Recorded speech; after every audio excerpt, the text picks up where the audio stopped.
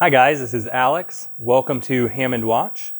Today I just wanted to share with you a personal collection diver and one of my favorite watches. It's kind of my fun in the sun and out fishing watch. It's the Tudor Black Bay Dark, and that's the M79230DK 0004. It's a quick run through the specs here. It's a 41mm case, which I know is really a crowd pleaser and a sweet spot for everybody. 22mm lugs, being all blacked out, just a strap monster.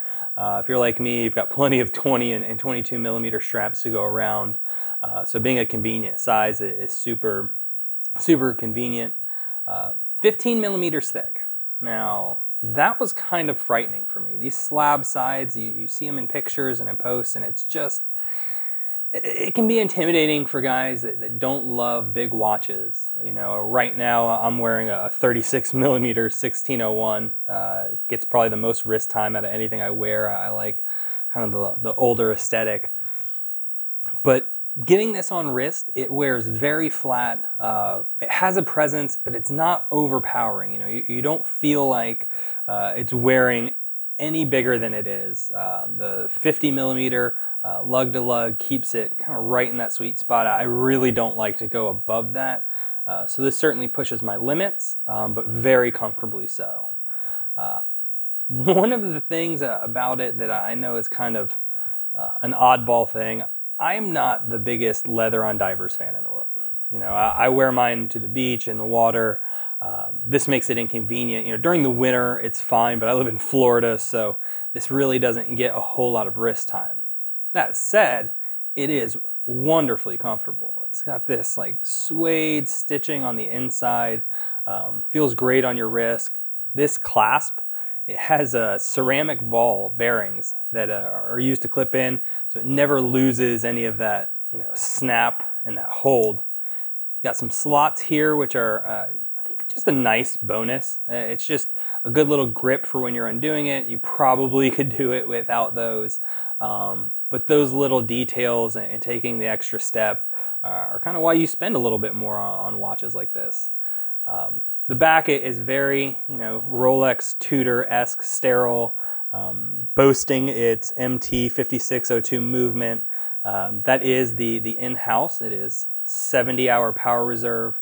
I've had no issues with it. It's been running at -2 seconds a day. Watch was purchased in 2017 and never had a service, so couldn't be happier there.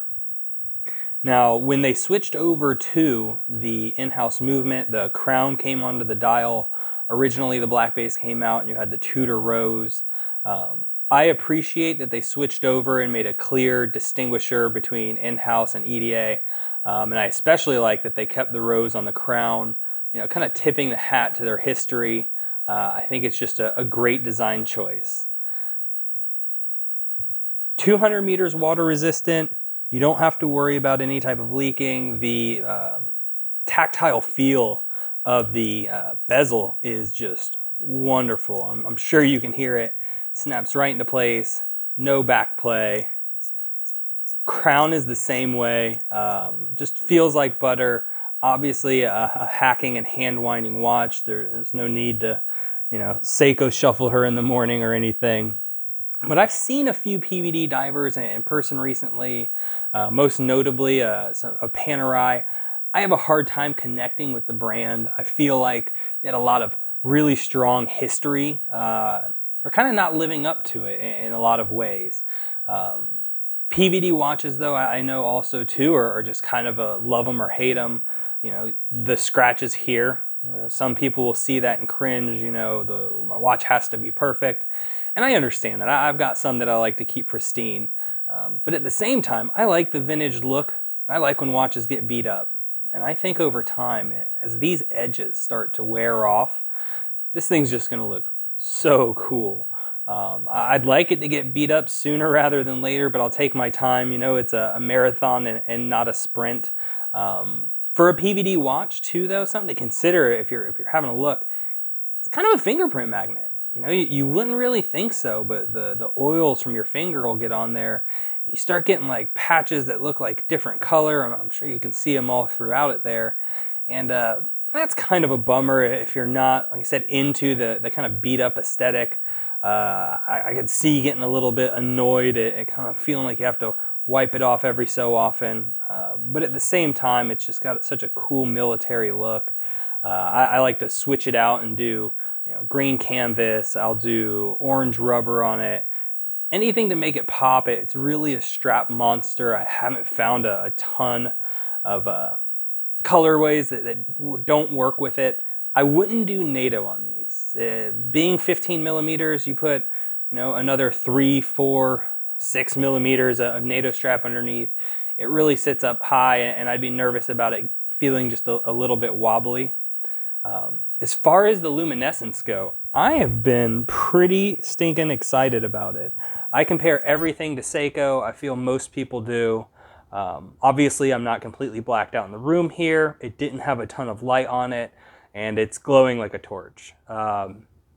Fantastic, top to bottom. Love the snowflake hands. They've got such presence. It does take up a lot of real estate, and I certainly understand the guys that don't love them. But to me, I think they're just so cool, and especially that snowflake sitting on the seconds hand working around the dial. I wouldn't change anything about it. But thank you guys for stopping by. We're going to have a lot more content coming out soon. I've got some interviews, some collection reviews, a couple of unboxings, and a few more watches in my collection that I want to share with you. Feel free to subscribe. You can also hit the little bell icon and get some notifications whenever I put out some content. Hit me up in the comment section. Let me know if there's stuff you guys want to see, if you have questions about any of the watches that I'm showing or that you see on my Instagram. My Instagram is Hammond Watch. Look forward to the next video. See you guys soon.